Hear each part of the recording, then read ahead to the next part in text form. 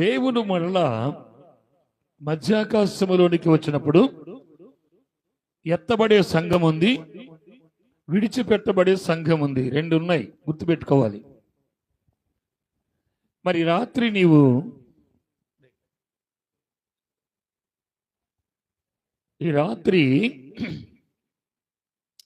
ఈ రెండు సంఘాల్లో ఏ సంఘములో ఉన్నావు అనేది నువ్వు జాగ్రత్తగా గమనించాలి. ఎత్తబడే సంఘములో ఉన్నావా? ప్రభు విడిచిపెట్టే సంఘంలో ఉన్నావా? ఎత్తబడే సంఘములో అయితే నువ్వు ఎలా ఉండాలి? దేవుని దగ్గరకు చేర్చబడే సార్వత్రిక సంఘం అయితే నువ్వు ఎలా ఉండాలి? ఒకవేళ విడిచిపెట్టబడే సంఘం అయితే నీ దినచర్యలు, నీ గుణగణాలు ఎలా ఉన్నాయో ఆల్రెడీ పరిశుద్ధ గ్రంథం మనం విన్నప్పుడు, ఆ దేవుని వాక్యాన్ని విన్నప్పుడే మనకు అర్థమైపోతుందండి. రెండు సంఘాల గురించి చెప్పాను. ఒకటి చెప్పాలి మీరు, ఎత్తబడే సంఘము, మరొకటి విడిచిపెట్టబడే సంఘం. ఈరోజు దేవుని యొక్క పరిశుద్ధ గ్రంథంలో చూద్దాం ప్రియమైన వాళ్ళారా. ఎత్తబడే సంఘం యొక్క లక్షణాలు ఎలా ఉంటాయో, ఆ ఎత్తబడేటి ఆ సంఘము యొక్క విధానం ఎలా ఉంటుందో, ఆ గుణగణాలు ఎలా ఉంటాయో ఎఫెసీ పత్రిక పౌలు భక్తుడు ఎఫెసీ సంఘానికి రాస్తూ 5వ అధ్యాయములో 27వ వచనం చదువుకుందాం. అక్కడ దేవుని వాక్యం ఇలా వ్రాయబడి ఉంది ప్రియులారా. ఎఫెసీ చక్కని మాటలు మనకు ఈరోజు తెలియపరచబడతా ఉన్నాయి. ఖచ్చితంగా మనం దేవుని వాక్యాన్ని ధ్యానం చేద్దాం. కొద్ది నిమిషాలు దేవుని వాక్యంలో ఆయన మాటలు విందాం. 27వ వచనం చదువుతున్నాను. బైబిల్ ఉన్న వాళ్ళు చూడండి ప్రియులారా. సంఘము ప్రేమించి అది కళంకమైనను, చూడండి ఎంత చక్కగా వ్రాయబడిందో, అది కళంకమైనను ముడతైనను అట్టిది మరి ఏదైనను నా చెల్లిదమ్మా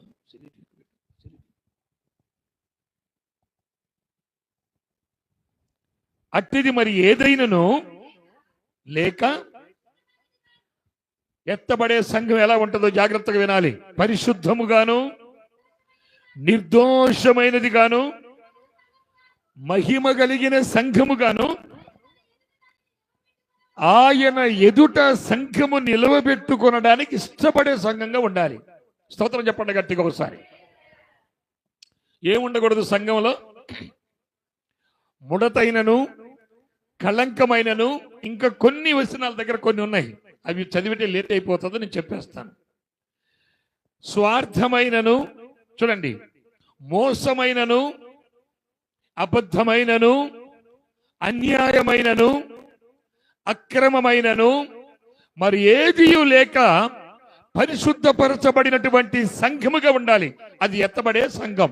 స్తోత్రం. మనం ఆలోచించాలి. ఒకవేళ అనుకోకుండా ప్రభు వస్తే నేను ఎత్తబడతానా? నేను ఎత్తబడే సంఘములో ఉంటానా? విడిచిపెట్టబడే సంఘములో ఉంటానా? నా అంతటా నేనే జీవిస్తున్నాను, నా స్వార్థం కోసం నేనే బ్రతుకుతున్నాను, ప్రభువుకు దూరంగా ఉంటున్నాను, మారు మనస్సు లేదు, మార్పు జీవితము లేదు, మాటలో ప్రవర్తనలో అన్నిటిలో కూడా దేవునికి ఇష్టమైన రీతిలో లేను. నేను ఎత్తబడే సంఘములో ఉంటానా? విడిచిపెట్టబడే సంఘములో ఉంటానా? ఆలోచించాలి రాత్రి. ప్రియమైన దేవుని పిల్లలారా, పేరు పెట్టుకొని సంఘములో ఉన్నాను, క్రైస్తవరాలుగా ఉన్నాను, క్రైస్తవుడిగా ఉన్నాను, సంఘములోనే ఉన్నాను, ఆదివారం ఆరాధన చేస్తున్నాను, ఇంకా దేవుని పేరు మీద ఎన్నో కార్యక్రమాలు జరిగిస్తూ ఉన్నాను. అయితే నిజమైన మారు మనస్సు నాలో ఉందా? నా మాటలో మారు మనస్సు ఉందా? నా ప్రవర్తనలో మారు మనస్సు ఉందా? నేను చేసే ప్రతి పనిలో మారు మనస్సు ఉందా? నేను చేసే ప్రతి దేవునికి ఇష్టంగా ఉందా అనే ప్రతి ప్రశ్న మనము వేసుకునే వారిగా మనం ఉండాలి. స్తోత్రం చెప్పండి గట్టిగా.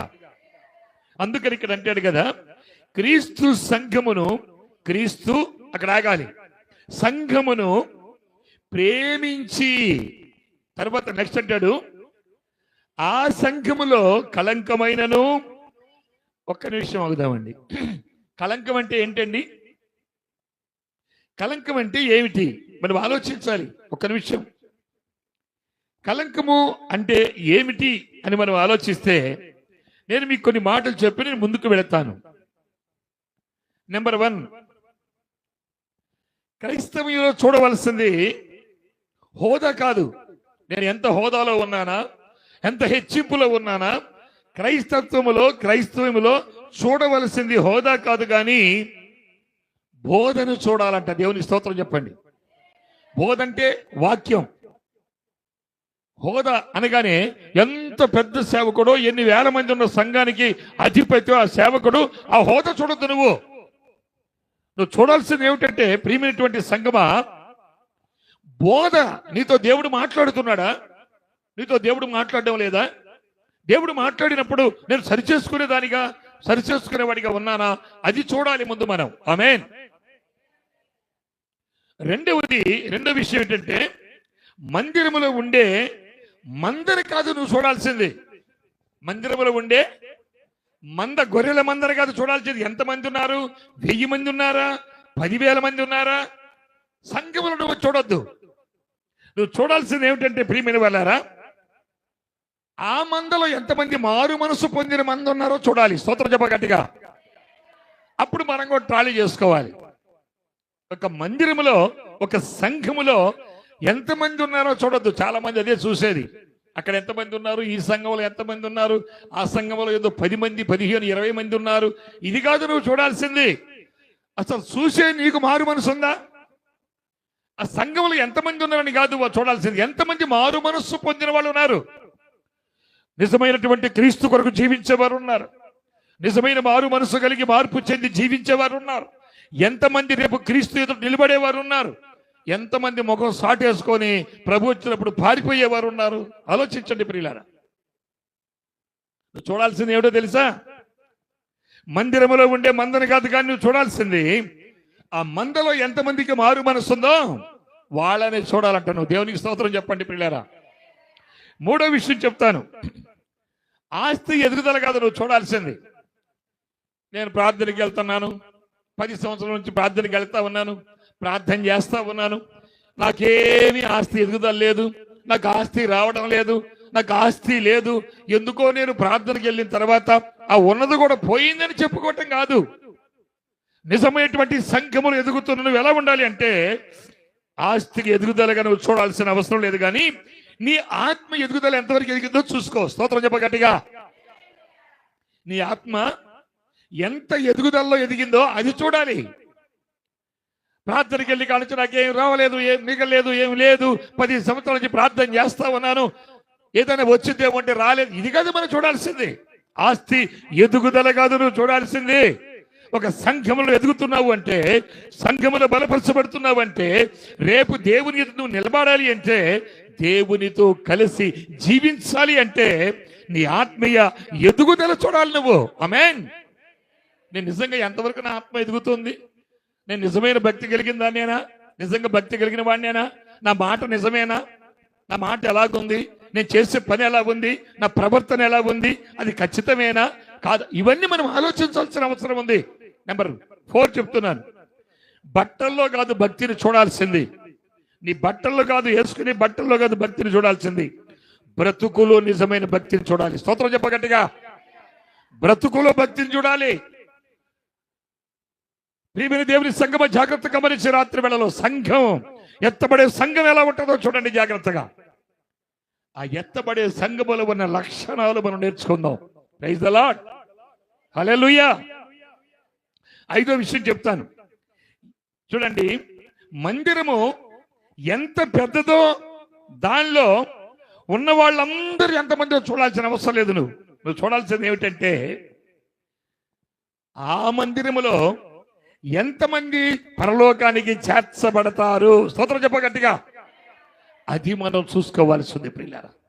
సంఘం అంటే ఎవరండి అమ్మా? సంఘం అంటే ఎవరు? పెళ్లి కుమార్తె. నెక్స్ట్ అదే చెప్తాను నేను మీకు. ఏ పెళ్లి కుమారుడైనా ఇప్పుడు చెప్పినటువంటి 6 విషయాల్లో ఏ విషయానికైనా పెళ్లి కుమారుడు ఎప్పుడు ఇష్టపడాడు గుర్తుపెట్టుకోండి. సంఘం అంటే కన్యక, పెళ్లి కుమార్తె గుర్తుపెట్టుకోవాలి విషయం. 6వ విషయం కూడా ఏంటంటే లోక జ్ఞానము చాలా నాలో ఎక్కువ ఉందని నువ్వు సంతోషపడొద్దంట. మరి ఎందుకు సంతోషపడాలంటే నీలో దైవ జ్ఞానం ఎంత ఉందో దాన్ని బట్టే నువ్వు సంతోషించు. ఆమేన్. చాలా ప్రాముఖ్యం ప్రియమైన దేవుని పిల్లలారా. ఈ మాటలు దేవుడు మనతో మాట్లాడుతున్నాడు. 7వ మాట కూడా చెప్పి నేను ముందుకు వెళతాను. దేవుణ్ణి ఆహా నేను నిజంగా దేవుణ్ణి ఎంత మోసం చేస్తున్నా సంతోషపడద్దు కానీ, దాన్ని బట్టి నువ్వు ఆనందపడద్దు కానీ, దేవునికి ఎంత నమ్మకంగా జీవిస్తున్నానని దాన్ని బట్టి నువ్వు సంతోషపడమని దేవుని వాక్యం సెలవిస్తుంది. స్తోత్రం. 7 విషయాలు మన హృదయములో, విశ్వాసమైన మన హృదయములో స్థిరంగా నాటబడాలి. ఆమేన్. ప్రియమైన దేవుని సంగమా, ఇప్పుడు ఒక వాక్య భాగాన్ని చదువుదాం. ఇప్పుడు నేను చెప్పినవన్నీ కూడా కళంకాలు, చెప్పండి, కళంకాలు, ముడతలే. కళంకాలు, ముడతలే, ఇవి కాదు మనకు కావాల్సింది. నెక్స్ట్ దేవుని వాక్యంలోకి వెళదాం. ప్రియమైన వాళ్ళారా, చూడండి, కీర్తన గ్రంథము 19వ అధ్యాయం 5వ వచనము. పెండ్లి కుమారుడు అంతఃపురములో నుండి వచ్చును. దేవునికి స్తోత్రం. అంతఃపురములో నుండి వచ్చును. ఏమిటి అంతఃపురం అంటే? పరలోక రాజ్యము. అక్కడ నుండి పెళ్లి కుమారుడు బయలుదేరుతాడు. పెళ్లి కుమార్తె అటువంటి సంఘాన్ని తీసుకొని పోవడానికి ఆయన బయలుదేరి వస్తాడు. ప్రియులారా, దేవుని స్తోత్రం. అయితే ఒకసారి ఏవేలు గ్రంథంలోకి వెళ్ళి చూడండి, 2వ అధ్యాయము 16వ వచనం చదువుకుందాం. కొద్ది నిమిషాలు జాగ్రత్తగా విందాం. పెళ్లి కుమారుడు అంతఃపురములో నుండి పెళ్లి కుమార్తె గదిలో నుండి రావాలి. చాలండి. పెళ్లి కుమారుడు ఎక్కడి నుంచి రావాలి? పెళ్లి కుమారుడు ప్రభు అయినటువంటి క్రీస్తు అంతఃపురం అనగా పరలోక రాజ్యములో నుండి రావాలి. ఆయన బయలుదేరి వస్తాడు. మరి పెళ్లి కుమార్తె ఎక్కడి నుంచి బయలుదేరాలి? ఇప్పుడే మీకు చెప్పాను నేను. దేవుని మందిరం గది అంటే దేవుని మందిరం. అపోస్తల కార్యాలు తర్వాత మీరు చదువుకోండి ప్రియులారా. అక్కడ ప్రభు చెప్తాడు, మీరు ఇప్పుడే ఊర్లోనికి వెళ్ళొద్దు, సువార్త చెప్పడానికి వెళ్ళొద్దు, మీరు గదిలో ఉండి కనిపెట్టమంటాడు. స్తోత్రం. ఎక్కడ ఉండాలి పెళ్లి కుమార్తె? ఎక్కడి నుంచి రావాలి? గదిలో నుంచి. ఏమిటా గది అంటే? సంఘము, ప్రార్థనా మందిరము. Praise the Lord. సంఘం అనేటువంటి పెళ్లి కుమార్తె గదిలో నుండి అనగా దేవుని మందిరంలో సిద్ధపరచబడి, వాక్యము ద్వారా సిద్ధపరచబడి, దేవుని మాట ద్వారా సిద్ధపరచబడి, మారు మనస్సు పొంది, మార్పు కలిగి, దేవునికి ఇష్టమైన రీతిలో సిద్ధపరచబడి రెడీగా ఉండాలి. స్తోత్రం చెప్పండి. అందుకే ఒక భక్తుడు పాడుతూ ఉంటాడు,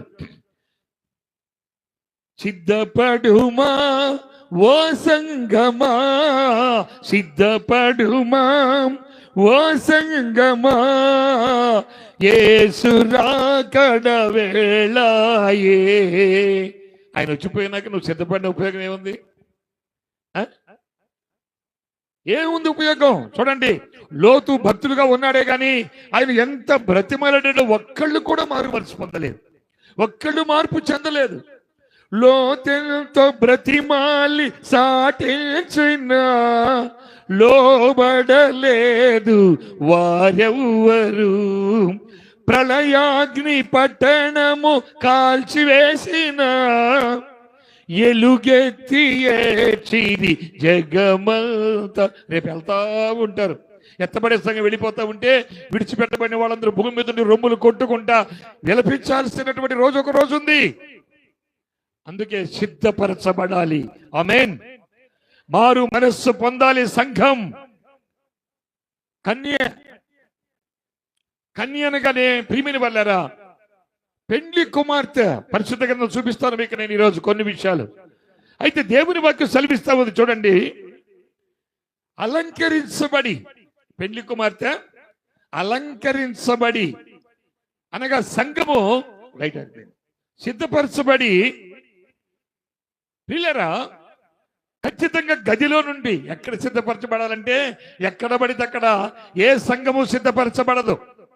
సంఘము ఎక్కడ ఎప్పుడు సిద్ధపరచబడుతుంది అని మనం ఆలోచిస్తే ఖచ్చితంగా దేవుని యొక్క మందిరంలోనే సంఘం సిద్ధపరచబడాలి, వాక్య ద్వారా సిద్ధపరచబడాలి. సిద్ధపరచబడాలి. సంఘం ఎప్పుడు కూడా ప్రియమైన వాళ్ళారా సిద్ధపరచబడి ఉండాలి. స్తోత్రం చెప్పండి. మరి ఆదివారం దేవుని మందిరానికి వెళ్ళకపోతే, దేవుని వాక్యాన్ని వినకపోతే, ఈరోజు దేవుడు నీతో ఏం మాట్లాడాడో నీకు తెలియకపోతే, నువ్వు ఎక్కడికో వెళ్ళి అక్కడో కూర్చొని వచ్చి సోమవారం వచ్చి నిన్న ఆదివారం ఏం జరిగింది అంటే దేవుడు మళ్ళీ వచ్చి మాట్లాడతాడా నీతో? మరి నువ్వు ఎప్పుడు సిద్ధపరచబడతావు? లోకములో ఉన్న వాటి కొరకు సిద్ధపరచబడుతున్నావు. లోకములో ఉన్న అన్నిటి కొరకు సిద్ధపరచబడుతున్నావు. ఏదైనా ఒక సాటుగా వెళ్ళాలంటే తెల్లవారుజాములే సిద్ధపరచబడుతున్నావు. అక్కడికి వెళ్ళిపోతున్నావు. ఒక సంఘములో ఉన్న నీవు, ఒక సంఘముని చెప్పుకుంటున్న నీవు, దేవుని చేత ఎత్తబడబోతున్న సంఘములో ఉన్న నీవు ఆదివారం దేవుని మందిరానికి వెళ్ళాలి. ఎక్కడ సిద్ధపరచబడాలి? పెళ్లి కుమార్తె సంఘం ఎక్కడ సిద్ధపరచబడాలి? గదిలో, అనగా దేవుని మందిరములో సిద్ధపరచబడాలి. దేవుని మందిరంలో సిద్ధపరచబడాలి. పిల్లలు, స్కూలుకు వెళ్ళే పిల్లలు ఎక్కడ సిద్ధపరచబడాలి? చదువుకి మాట్లాడండి అమ్మా. బడిలో. Very good, very good. పిల్లలు బడిలోకి వెళ్ళి సిద్ధపరచబడతారు. మనం గుడిలోకి వెళ్ళి సిద్ధపరచబడాలి. స్తోత్రం చెప్పండి గట్టిగా. పిల్లలు బడిలోకి వెళ్ళి సిద్ధపరచబడితే పెద్దోళ్ళు గుడిలోకి వెళ్ళి సిద్ధపరచబడాలి. మరి ఆదివారం మనం ఎక్కడికి వెళ్ళి సిద్ధపరచబడుతున్నాం? ప్రశ్న వేసుకోండి. రేపొద్దున ఎత్తబడే సంఘం ఒకటి ఉంది. సర్వలోకంలో ఉన్న సంఘములన్నీ ఒకే ఒక సంఘముగా, ఎత్తబడే సంఘముగా, సార్వత్రిక సంఘముగా దేవుడు సిద్ధపరిచి మార్పు చెందిన సంఘాన్ని, కలంకమైన ముడతైన లేనటువంటి సంఘాన్ని, అటువంటి వ్యక్తులను ఆయనతో తీసుకుని వెళ్ళడానికి ఆయన రాబోతూ ఉన్నాడు. స్తోత్రం చెప్పగట్టిగా. ఆయనేమో సిద్ధపడి వస్తున్నాడు, సంఘమేమో సిద్ధపరచబడడం లేదు. అందులో కొంతమంది సిద్ధపరచబడి ఉంటారు, మరి కొంతమంది సిద్ధపరచబడిన వారు కూడా సాతాను మోసం చేస్తా ఉన్నాడు. జాగ్రత్తగా గమనించండి. మార్కు సువార్త మీరు తర్వాత చదువుకోండి. 13వ అధ్యాయం 24వ వచనంలో, నా పేర వచ్చి మిమ్మల్ని అనేక మంది మోసగిస్తారు. అక్కడ క్రీస్తున్నాడు, ఇక్కడ క్రీస్తున్నాడు అంటే మీరు నమ్మొద్దు. వాక్య ప్రకారంగా మీరు నమ్మండి, వాక్య ప్రకారంగా మీరు చెయ్యండి. అప్పుడే నిజమైనటువంటి దేవుని యొక్క ప్రేమ ఆ సంఘం మీద, ఆ సంఘములో ఉన్న మనుషుల మీద దేవుడు పంపిస్తాడు. స్తోత్రం చెప్పగట్టిగా. తర్వాత ఇక్కడ మరొక మాట మనం చూస్తే, ప్రియమైనటువంటి వారు చూడండి, పెండ్లి కుమార్తె గదిలో ఏం చేయాలంట? చెప్పాలి, అలంకరింపబడాలి. ఏంటి అలంకారం? ఏంటి అలంకారం? ఒకసారి బైబిల్ చదువుదాం. పేతురు మొదటి పత్రిక 3వ అధ్యాయము చూడండి, 4వ వచనం, 3-4 వచనాలు చదువుకుందాం. పరిశుద్ధ గ్రంథములో దేవుని వాక్యాన్ని చదువుకుందాం ప్రియులారా. పేతురు చూడండి, బైబిల్ ఉన్న వాళ్ళు మొదటి పత్రికలోకి వెళ్ళి 3-4 చదువుకుందాం.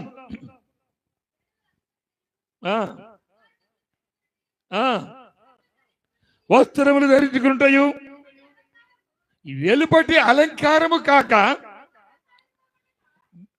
వెలుపటి అలంకారం మీకు అలంకారంగా ఉండక, సాధువైనట్టు, మృదువైనట్టు, అక్షయ అలంకారములు మీ హృదయము, అంతరంగ స్వభావం, నీ హృదయంలో ఉన్న అంతరంగ స్వభావము నీకు అలంకారంగా ఉండాలి. దేవుని స్తోత్రం చెప్తామండి. దేవుని సంఘానికి వెళ్ళే విషయము, ప్రార్థన చేసే విషయము, వాక్యం వినే విషయము, దేవుని క్రమంగా దేవుని దగ్గరికి వెళ్ళే విషయము, వాక్యాన్ని మనం పాటించే విషయము, ప్రార్థన చేసే విషయము, ప్రభువుకు మనం ఇచ్చే విషయము, ప్రభు దగ్గర పుచ్చుకునే విషయము, ఇవన్నీ కూడా నీ హృదయాంత రంగముల నుంచి దేవునికి ఖచ్చితంగా ఇష్టమై ఉండాలి. స్తోత్రం చెప్ప. ఎట్లా పడితే అట్లా చేసి మనం ఏ విధంగా పడితే మనకు మనసు నచ్చినట్లుగా, మనం మెచ్చినట్లుగా చేసి రేపు దేవుడు వచ్చినప్పుడు ఎత్తబడే సంఘములో ఉండాలంటే మనం ఉండగలమా? సిద్ధపరచబడ్డావు, జాగ్రత్త, సిద్ధపరచబడాలి. తర్వాత పరిశుద్ధ గ్రంథం మరొక మాట చూద్దాం. పరలోకంలోనేమో 24 పెద్దలు, పరలోకంలో ఉన్న షెరూబులు, కెరూబులు అందరూ కూడా సంఘం వస్తుంది, సిద్ధపరచబడింది. భూలోకములో నుండి ఇక్కడ సంఘం రెడీగా ఉంది, ఇక్కడ పెళ్లి కుమారుడు వెళ్ళిపోతున్నాడు కిందకి భూలోకానికి, అక్కడ నుంచి ఆమెను తీసుకొని వస్తాడు ఇక్కడికి సంఘాన్ని. ఇక్కడ పెళ్లి చేసుకుంటాడు. గొర్రె పిల్ల మహోత్సవం జరుగుతుందని పరలోకములంటే వాళ్ళు సంబరపడతారంట. ఒకసారి చదువుదాం.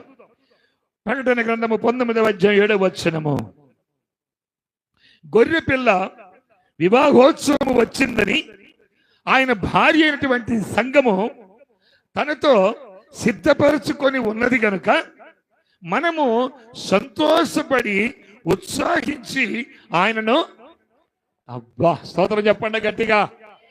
పైన వాళ్ళు ఎంత ఆశగా ఉన్నారో చూడండి. 24 పెద్దలు, శరూబులు, కెరూబులు, దేవదూతలు, ఈ భూలోకంలో ఉన్న సంఘాలన్నీ కలిసి ఒకే ఒక సంఘముగా, సార్వత్రిక సంఘముగా ఏర్పడి అక్కడ వాళ్ళు ఏమంటారు? ఆ సంఘం సిద్ధపరచబడింది, మారు మనసు పొందింది, మార్పు చెందింది. సంఘములో ఉన్న ప్రతి ఒక్కరూ నీతిగా, నిజాయితీగా బ్రతుకుతున్నారు, యథార్థంగా బ్రతుకుతున్నారు, ఏ మత్సైనా ఏ కళంకమైన లేకుండా బ్రతుకుతున్నారు. అందుకే పెళ్లి కుమారుడైన మన ప్రభు భూలోకానికి వెళ్ళాడు. వెళ్ళి ఆ సంఘాన్ని తీసుకొని వస్తాడు. అక్కడ సంతోషపడుతున్నారు వాళ్ళు. మరి ఈనాడు సంఘాల స్థితి చాలా చూస్తే అనేక స్థలాల్లో నిజమైన మారు మనస్సు లేదు, యథార్థత కలిగిన జీవితం లేదు, స్వార్థము, స్వనీతి. చూస్తారా పిల్లరా? ఆదివారం ఆరాధన లేదు, ప్రార్థనకి వెళ్ళేటువంటి ఆశ లేదు, దేవుని వాక్యం వినే మనస్సు లేదు, ఆ వాక్యం విని మనం అభివృద్ధి పరచబడే ఆలోచనే రావడం లేదు. ఇంకెప్పుడు మనం సిద్ధపరచబడతాం? ఆలోచించండి. కానీ ఇంకేమన్నా ఒక 10 సంవత్సరాలు మనం జీవిస్తామనే ఆలోచన ఉందా? ఏమండి? 10 కాదు, 20 అయినా జీవించగలం. దేవునికి స్తోత్రం. అది ఆయన చేతిలో ఉంది. ఆమేన్. ఈ లోపలనే మనకిచ్చిన సమయంలోనే మారు మనస్సు పొందిన వారమై మనం ఉండాలి. సంఘము సిద్ధపడి ఉండాలి. ప్రియమైన వాళ్ళరా, చూడండి మత్తయి సువార్తలోకి వెళదాం. 25వ అధ్యాయము 10, 13 చదువుదాం. చదవండి గట్టిగా. 13 నుంచి 13, 10 నుంచి. ఇక్కడ ఒక చక్కని మాట వ్రాయబడింది.